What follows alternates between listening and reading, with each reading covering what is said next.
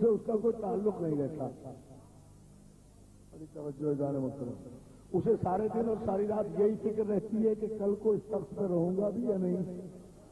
تو جس آدمی کا سارا دن اور ساری رات اس فکر میں رہے کہ میرا اس تخت پر یہ آخری دن ہے یا پہلا دن ہے, تو مجھے بتائیے وہ کوئی علم شریعت کا کیا کام کر لے گا؟ وہ شریعت کے دین کا کیا کام کر لے گا؟ نعرے لگانا اور بات ہے شریعت کے, نعرے لگانا اور بات ہے دین کے, نعرے لگانا اور بات ہے, 2/3 میجورٹی سے شریعت بل پاس کر لینا اور بات ہے, لیکن شریعت کو سمجھنا اور بات ہے. عزیزان محترم, سوچنے کی بات ہے. یہ پارلیمنٹ کا کام ہے کہ وہ شریعت طے کرے, یہ پارلیمنٹ کی ذمہ داری ہے کہ وہ شریعت طے کرے. جنہیں الحمد کا الف پڑھنا نہیں آتا وہ شریعت پاس کر رہے ہیں. توجہ ہے نا عزیزان محترم؟ صلوات علی محمد وعلی محمد صاحب.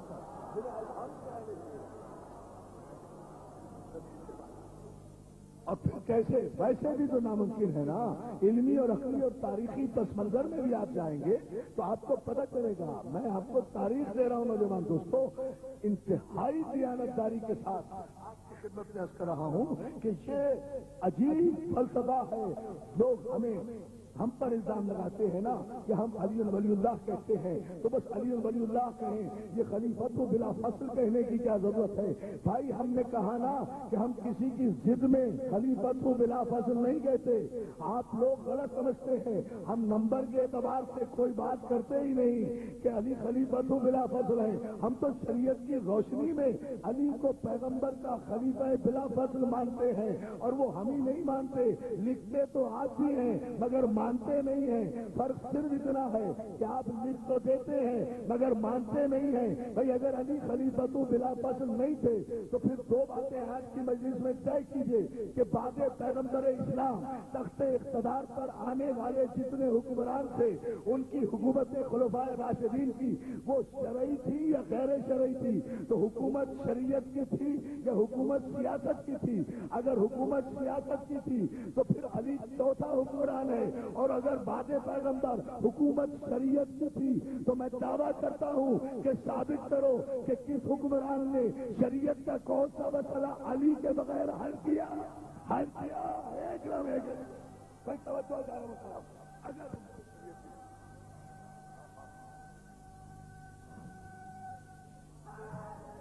اللہ الحمدللہ کہ میں وہ میسج پہنچا سکا جس منزل پر میں چاہتا تھا اپنے اس عنوان کے تحت کہ غریب کے بعد سے حالات کیا پیدا ہوئے ہیں. بھائی یہ باتیں دو باتوں میں سے ایک بات طے کریں کہ یہ جو حکمرانی ہے, یہ جو حکومت ہے, یہ جو حکومت ہے, یہ جو بعد پیغمبر حکمرانی قائم ہوئی ہے, یہ جو شریعت قائم ہوئی ہے, تو یہ حکومت سیاسی تو تھی یا شرعی تھی؟ تو نیابت رسالت سیاسی ہے یا شرعی ہے؟ نیابت پیغمبر سیاسی ہے یا شرعی ہے؟ تو سارے مسلمان یہی کہیں گے نا. راشدین کا مطلب ہی یہ ہے نا کہ شرعی حکومت ہے. بعد میں پیغمبر اسلام کے تشریف لے جانے کے بعد شرعی حکومت ہی قائم ہونا. پورے مجمع کی توجہ, ہم اس مسئلے کو آج انشاءاللہ 5 منٹ میں حل کر کے ہمیشہ کے لیے طے کر دیں گے تاکہ دنیا اعتراض نہ کرے. ہم کوئی ضدی لوگ نہیں ہیں, زبردستی نہیں. نمبر کے اعتبار سے علی کو پہلا خلیفہ رسول نہیں مانتے. مسئلہ شریعت کا ہے. اگر حکومت سیاسی تھی تو پھر علی کا چوتھا نمبر ہے, اور اگر حکومت شرعی تھی تو پھر ایک لمحے کے لیے بھی مجھے فاصلہ بتا دو کہ کون سے حکمران نے شریعت کا کون سا فیصلہ علی کے بغیر کیا. چیلنج کر رہا ہوں, شرعی کوئی بھی شرعی مسئلہ یا شرعی قانون آیا, کیا علی کے بغیر کسی حکمران نے شریعت کا کوئی مسئلہ طے کیا؟ شریعت کی کوئی حکومت وقت نے شریعت کا کوئی مسئلہ پیش کیا تو کیا علی کے بغیر کوئی مسئلہ حل ہوا؟ کیا اتفاق سے اگر کوئی فیصلہ حکمران نے شریعت کا خود کر بھی دیا تو اسے وارث شریعت علی نے کالعدم قرار دے دیا, اور جس فیصلے کو علی نے کالعدم قرار دے دیا تو تسلیم کر لو کہ اگر حکومت شریعت کی تھی تو ایک لمحے کے لیے بھی پیغمبر کے بعد شریعت کے تسلسل میں علی فاصلے پر نہیں ہے, بلا فصل ہے. تخت حکومت پر صلوات بھیجنا محمد علی محمد صاحب. اور جو ہے تخت حکومت پر کوئی بھی رہے، تخت اقتدار پر کوئی بھی رہے، اقتدار کے تخت پر رہنے سے شریعت ثابت نہیں ہوا کرتی۔ وَإِذِ ابْتَلَىٰ إِبْرَاهِيمَ رَبُّهُ بِكَلِمَاتٍ فَأَتَمَّهُنَّ قَالَ إِنِّي جَاعِلُكَ لِلنَّاسِ إِمَامًا قَالَ وَمِن ذُرِّيَّتِي قَالَ لَا يَنَالُ عَهْدِ الظَّالِمِينَ۔ سورہ مبارکہ بقرہ میں یہی تو ارشاد ہوا کہ ہم نے ابراہیم کو امتحان میں جب پاس پایا تو ہم نے ابراہیم کو درجہ امامت پر فائز کیا۔ تو اب ابراہیم امام ہے نا، تو شریعت کی ساری ذمہ داری جناب ابراہیم علیہ السلام پر ہے، لیکن ابراہیم کے پاس نہ تخت ہے، نہ تاج ہے، نہ حکومت ہے، نہ لشکر ہے، نہ دربار ہے، نہ سرکار ہے، نہ خزانے ہیں، نہ حکومت ہے، نہ سلطنت ہے، نہ وزیر ہے، نہ ایڈوائزر ہے، نہ مشیر ہے، کچھ بھی تو نہیں ہے جو بادشاہ کے لیے ہونا چاہیے۔ یہ سب کچھ تو ابراہیم کے حریف کے پاس ہے۔ نمرود کے پاس تخت بھی ہے، تاج بھی ہے، حکومت بھی ہے، سلطنت بھی ہے، خزانے بھی ہیں، تلواریں بھی ہیں، حمایتی بھی ہیں، مشیر بھی ہیں، لشکر بھی ہے، فوجیں بھی ہیں، لیکن امامت ابراہیم کے پاس ہے۔ تو کیا ملت مسلمہ میں کوئی صاحب عقل سلیم ہے جو اٹھ کر یہ کہے کہ ابراہیم کی امامت پر نمرود کی حکومت کے زمانے میں کوئی فرق آ گیا؟ ارے اگر نمرود کے تخت پر بیٹھے رہنے کے باوجود ابراہیم کی امامت میں کوئی فرق نہیں آیا تو کسی کے تخت پر بیٹھنے سے علی کی ولایت کیسے فرق آ جائے؟ یا علی یا علی۔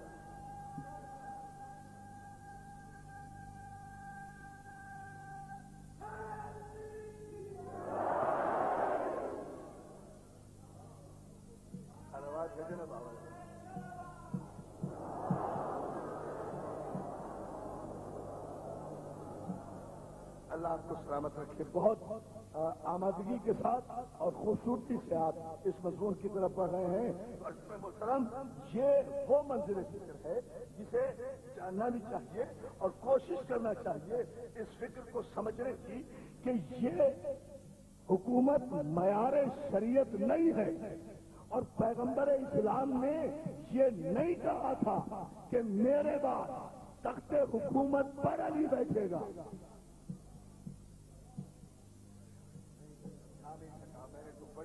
اہم بات کہی ہے اپنے نوجوان دوستوں کے لیے، یہ میرے بزرگ مجھ سے سب بہتر جانتے ہیں، مگر میرے دوست توجہ فرمائیں، پیغمبر اسلام نے یہ نہیں کہا تھا کہ میرے بعد تخت حکومت علی کے حوالے کر دینا۔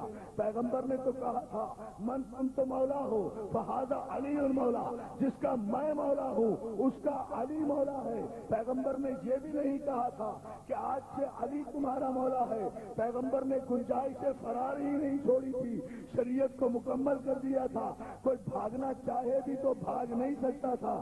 پیغمبر کو پتا تھا کیسی کیسی تیز رفتار سواریاں اس قافلے میں موجود ہیں۔ توجہ توجہ توجہ توجہ سلامت میرے محمد عالم۔ پیغمبر کو بیٹھا بیٹھا جہاں جگہ مل رہی ہے، کیوں آگے آ رہے بیٹھو جہاں جگہ ملتی ہے، سلامت میرے محمد عالم۔ توجہ ہے نا دوستو، اس منزل پر ذرا سی آپ توجہ فرمائیں اور غور فرمائیں، یہ عجیب منزل ہے۔ پیغمبر اسلام کو تو علم تھا نا کہ گنجائش سے فرار نکال لیں گے۔ اگر میں نے یہ کہا کہ آج سے میں جا رہا ہوں، میں پردہ فرما رہا ہوں اور آج سے علی تمہارا مولا ہے، تو یہاں بھی گنجائش نکل آئے گی۔ لیکن پیغمبر اسلام نے ہر مفرور کے پیروں میں اپنے قول مبارک کی بیڑیاں ڈال دی۔ یہ نہیں کہا کہ علی تمہارا مولا، بلکہ یہ کہا قیامت تک کے انسانوں کے ایمان اور کفر کو ترازو پر رکھ کر پیغمبر چلے گئے۔ کہا من تم تو مولا ہو فہذا علی المولا، جس کا میں مولا اس کا یہ علی مولا۔ تو میں تاریخ سے، راوی سے، روایت سے، حدیث سے، محدث سے، عالم سے، مورخ سے، مفتی سے، فتوے سے یہ نہیں پوچھوں گا کہ علی کس کس کا مولا ہے، مجھے تو یہ بتاؤ کہ نبی کس کس کا مولا ہے، نبی کس کس کا مولا ہے۔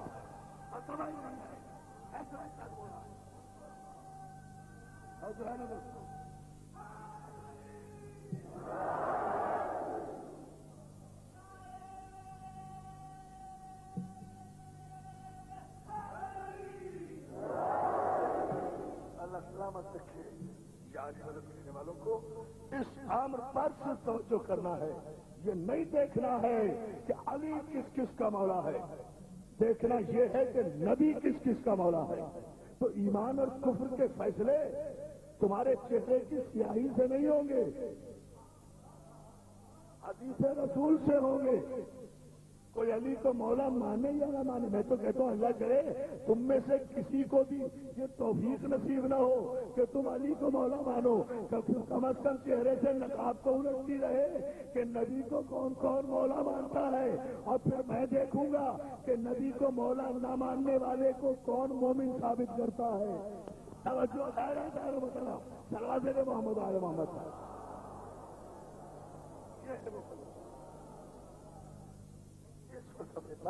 اس انداز سے اگر ایک آپ اور مرحلہ ذرا سا بلند کریں تو میں آپ کی خدمت میں عرض کروں کہ یہاں غدیر سن 10 دن 18 سے تکمیل شریعت، اتمام نعمت، اللہ راضی، قافلہ چل پڑا، بات ختم ہو گئی، پیغمبر آ گئے.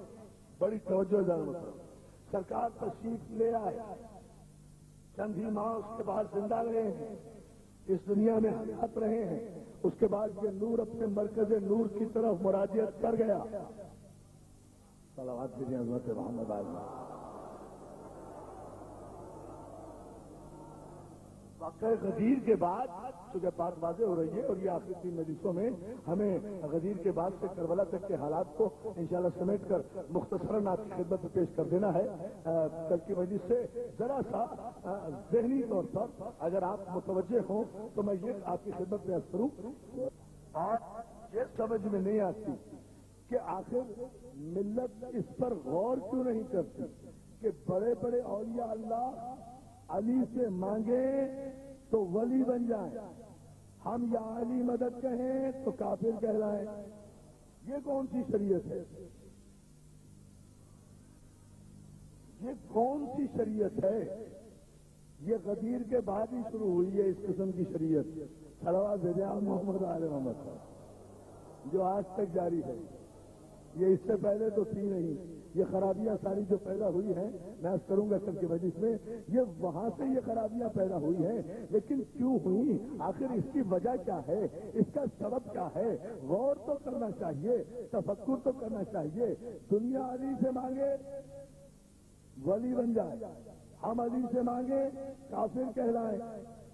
بھائی اگر علی سے مدد مانگنا کفر ہے تو الحمدللہ یہ کفر ہم بار بار کریں گے.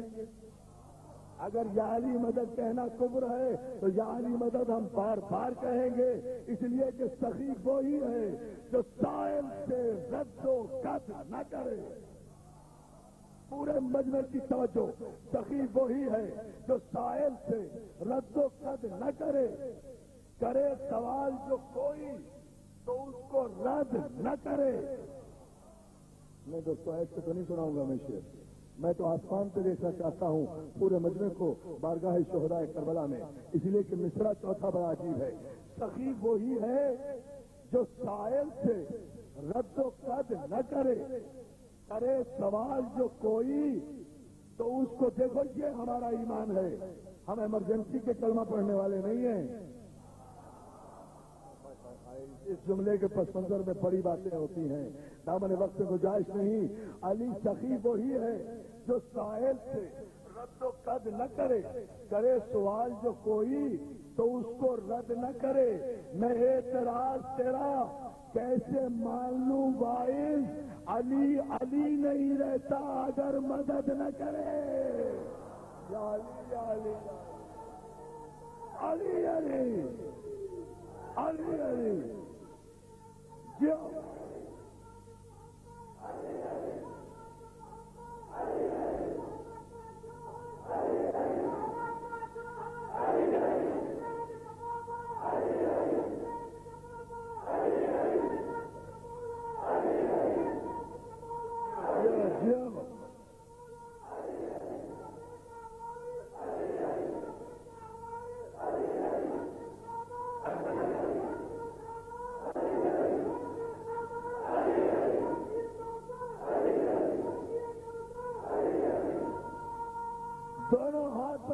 کے آخری آدمی تک جیو.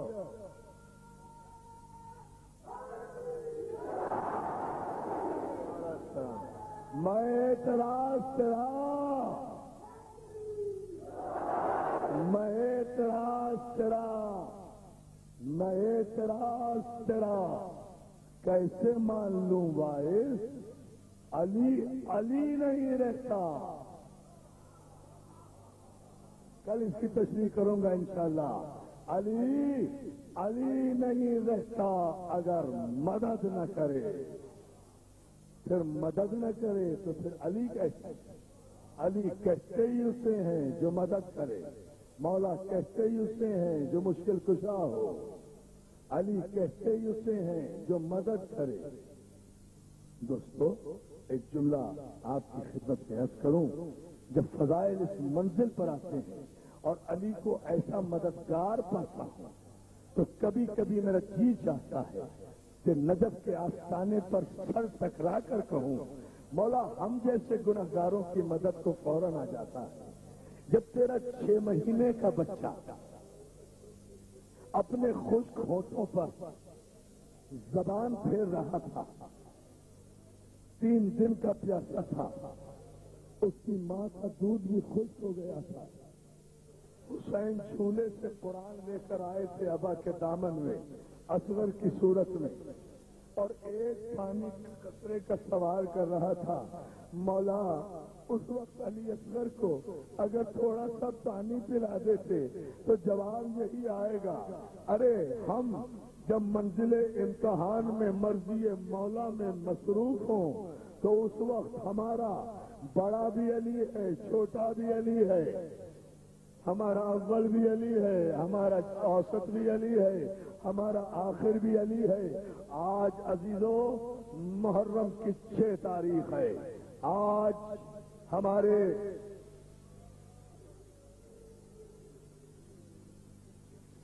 انجمن کے اراکین شہزادہ علی اصغر کا ماتم کریں گے. علی اصغر کا ماتم کریں گے. میں کیا کہوں علی اصغر کے ماتم کے لیے کہ کیوں رونا ضروری ہے. بس رونا میں نہیں سمجھتا کہ مجھے کچھ مصائب پڑھنے ہیں. رونے کے لیے کیا اتنا کافی نہیں ہے کہ کربلا کے 72 شہیدوں میں واحد خون ہے علی اصغر کا کہ جس کا وزن نہ آسمان اٹھا سکا نہ زمین اٹھا سکی. سمجھ گئے تو آپ رو لو ذرا. تفصیل انشاءاللہ پھر بتاؤں گا. صرف یہ جملہ سن لو، واحد خون ہے علی اصغر کا کہ جس کا وزن نہ آسمان اٹھا سکا نہ زمین اٹھا سکی. آسمان نے کہا مولا بارش نہیں ہوگی، زمین نے کہا مولا رویدگی نہیں ہوگی، زمین میں سے فصلیں اگنا بند ہو جائیں گی. اے فاطمہ کے لال، اے رحمت للعالمین کے نواسے، تیرا احسان ہے کہ تو نے یہ اصغر کا خون نہ آسمان کی طرف پھینکا نہ زمین کی طرف پھینکا، ورنہ نہ آسمان سے بارش برستی نہ زمین سے فصل اگتی. آج بھی ساری دنیا بارشوں اور زمینوں کے نتیجے میں جو اناج اور گندم کھا رہی ہے یہ علی اصغر کے خون کا صدقہ ہے. ارے اگر یہ خون زمین پر گر جاتا دنیا بھوکی مر جاتی، گندم پیدا نہ ہوتی، فاتح پڑ جاتے، آسمان سے پانی کا قطرہ نہ گرتا. مگر عزاداروں تیر تو کھینچ لیا علی اصغر کے گلے سے، تیر تو کھینچ لیا، مگر آسمان نے جب انکار کر دیا، زمین نے جب قبول نہیں کیا، اب چلو میں خون ہے. اولاد والوں اللہ تمہارے بچوں کو سلامت رکھے. مجھے ایک سوال کا جواب دے دو، بتاؤ اب حسین کہاں جائے؟ آسمان اور زمین انکار کر رہے ہیں، کیا اس خون کو زمین پر پھینک دے؟ مدینے کی طرف رخ کر کے کہا السلام علیکم یا رسول اللہ. مولا میں اپنی سب سے بڑی قربانی تو دے چکا، مگر نانا اب مجھے بتاؤ آسمان قبول نہیں کرتا، زمین برداشت نہیں کرتی. میں اصغر کے خون کو لے کر کہا جاؤں. عزادارو، حسین نے ابھی اتنا کہا تھا کہ پشت پر کسی بیوی کے رونے کی آواز آئی. حسین، میں تیری ماں فاطمہ. جزاک اللہ، جزاک اللہ.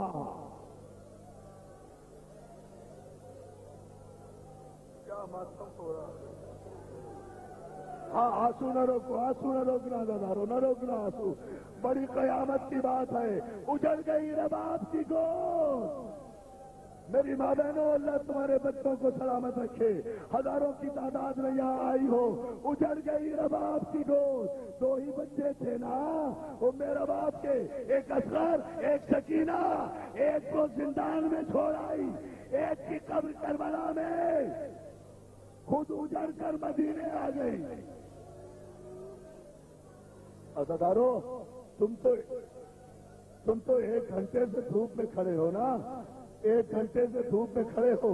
شامیانوں کا انتظام ہے. ابھی واپس چلے جاؤ گے، اپنے ٹھنڈے کمروں میں جا کر بیٹھ جاؤ گے. عزادارو، پوچھو اس ماں سے جو کربلا سے لٹنے کے بعد جب مدینے واپس آئی ہے تو جب تک عزادارو سائے میں نہیں بیٹھی رباب، ہمیشہ دھوپ میں بیٹھی. اور سجاد کبھی کہا کرتے تھے، اماں کب تک دھوپ میں بیٹھو گی، اب تو سائے میں آ جاؤ. تو ہاتھوں کو جوڑ کے کہتی تھی، سجاد بیٹا بن کے کہنا، امام بن کے حکم نہ دینا. جزاک اللہ. روتے رہے. آپ تو خود بخود رو رہے ہیں. مجلس کو اپنے معراج پر عزیزان محترم اسی طرح اس جملے پر آپ غور فرما لیں. سجاد بیٹا بن کے کہتے رہنا، امام بن کے حکم نہ دینا. بیٹا میں دھوپ سے اٹھ نہیں سکتی، میں سائے میں جا نہیں سکتی. اماں کیوں؟ کہ بیٹا میرے بچے کی قبر دھوپ میں ہے. میرے علی اصغر کی قبر دھوپ میں ہے. عزادارو، ایک جملہ اور مجلس ختم. اصغر کی شبی برآمد ہو جائے گی، مگر اس طرح سے تڑپ کے برآمد ہوگی کہ جس طرح رباب چاہتی ہے. ایک اہل سنت کے عالم ہیں علامہ فتح زنگی پوری، انہوں نے اپنی کتاب قیامت صغریٰ میں ایک جملہ لکھا ہے. وہ کہتے ہیں، حسین کے لیے علی اصغر کی گردن سے تیر نکالنا اتنا مشکل نہیں تھا جتنا ذوالفقار سے اصغر کی قبر کھودنا. جزاک اللہ، جزاک اللہ.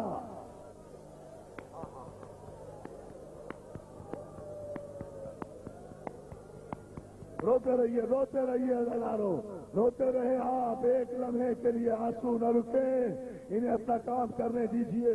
آپ متوجہ رہیے میری طرف. مولا آپ کو سلامت رکھے. اہل سنت کے یہ عالم لکھتے ہیں، علامہ فتح زنگی پوری، قیامت صغریٰ میں حسین کے لیے بہت مشکل تھا یہ علی اصغر کی قبر کھودنا. میں نے کتاب میں پڑھا تو میں نے سوچا کہ اکبر موجود نہیں، قاسم موجود نہیں، عباس موجود نہیں، کوئی ساتھی نہیں، کوئی یاور نہیں. آخر اصغر کی قبر اگر کھودی ہوگی تو اصغر کو کہاں لٹایا ہوگا؟ کتنی دیر گڑھا کھود رہے ہوں گے؟ یا تو جلتی ہوئی زمین پہ لٹایا ہوگا یا رباب کو بلایا ہوگا. میرا باپ چادر اوڑھ کر آجا، بچے کو لیے کھڑی رہے، میں قبر کھود رہا ہوں. عزادارو، آج تک کسی ماں باپ نے اپنے 6 مہینے کے بچے کی قبر اس طرح کھودی ہے؟ ننھی سی قبر کھود کے اصغر کو گاڑ کے شبیر اٹھ کھڑے ہوئے دامن کو. جزاک اللہ. تیرا ماتا